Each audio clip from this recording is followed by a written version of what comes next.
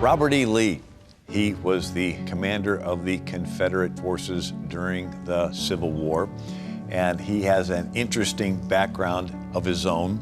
Yes, he led the Confederacy, which was fighting for the South, which was wanting to maintain slavery. That's a terrible institution, but we're going to look at some interesting phenomenons. Wilmer McLean's farm in Manassas Junction, Virginia, was the location of the first Battle of Bull Run in 1861. He decides he's going to move away from the conflict. Yet, almost 4 years later, his new home near Appomattox Courthouse, Virginia, was the agreed location for General Robert E. Lee to surrender to General Ulysses S. Grant on Palm Sunday, April 9th, 1865. Ken Burns' documentary film on the Civil War remarked that the war began in Wilmer McLean's front yard and ended in his front parlor. General Robert E. Lee took off his sword and handed it to Union General Ulysses S. Grant, who handed it back.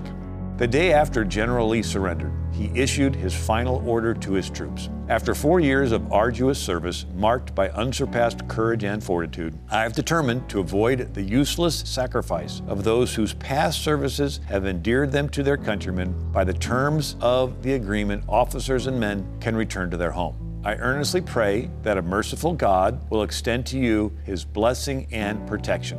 This was very generous of Ulysses S. Grant, so he had the idea of reconciliation in mind. Well, Robert E. Lee, born 1807, he was the son of a courageous Revolutionary War cavalry officer named Light Horse Harry Lee, and he had been elected the 9th governor of Virginia and a U.S. congressman. Robert E. Lee was also the son-in-law of George Washington Parke Custis, who was the grandson of Martha Washington and the adopted son of George Washington. His farm is on a big hill that looks over all of Washington, D.C. Well, Robert E. Lee and his wife, Mary Ann Randolph Custis Lee, inherited the estate.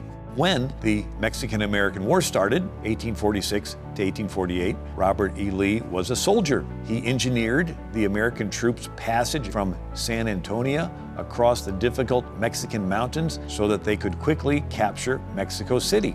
Lee thought slavery was a great evil, both to the slave and to the slave owner. He freed his slaves and those that he inherited from his wife's estate. On December 27, 1856, Robert E. wrote to his wife, "In this enlightened age, there are few, I believe, but will acknowledge that slavery as an institution is a moral and political evil in any country. It is useless to expatiate on its disadvantages. I think it, however, a greater evil to the white man than to the black race. The doctrines and miracles of our Savior have required nearly 2,000 years to convert but a small part of the human race, and even among the Christian nations, what gross errors still exist." You had people coming into the church saying, hey, let's twist the scriptures to try to justify slavery. Abraham owned slaves, so it must be okay. Well, yeah, but Christianity goes back to Christ, and Christ said, do unto others what you would have them do unto you. Unless you want to be a slave, you don't own slaves yourself.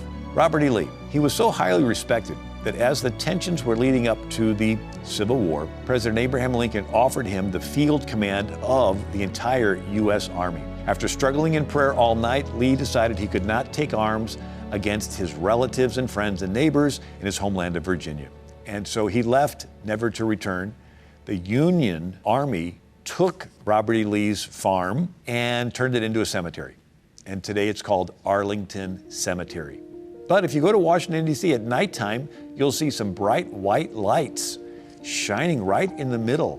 And there's a mansion with big white pillars on the hill with these white lights shining on it.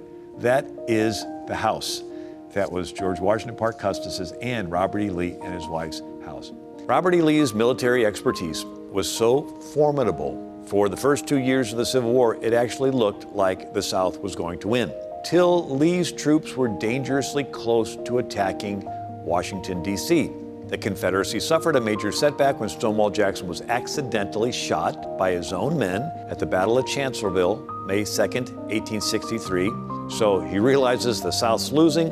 one of his generals comes to him and suggests continuing clandestine vigilante actions. In other words, KKK type of action. General Robert E. Lee responded, "General, you and I, as Christian men, must consider its effects on the country as a whole. Already, it is demoralized by 4 years of war. If I took your advice, the men would become mere bands of marauders, and the enemy's cavalry would pursue them and overrun many wide sections. We would bring on a state of affairs it would take the country years to recover from." Rather than him having guerrilla warfare, he wanted to bring healing. A story was reported by Colonel T.L. Brown of Charleston, West Virginia, that 2 months after the war ended, there was a church service at St. Paul's Episcopal Church in Richmond, Virginia. The segregated congregation was startled when a black man advanced to the communion table. But Lee arose from his usual dignified and self-possessed manner and reverently knelt down to partake of the communion not far from the Negro. This was very powerful and symbolic by saying, the war's over, we're going to reconcile. I hope you've enjoyed this program. Robert E. Lee, sensitive subject, but it's important for us to know this history. Thank you so much for watching. Thank you for your contributions, and I pray that God bless you and God bless America.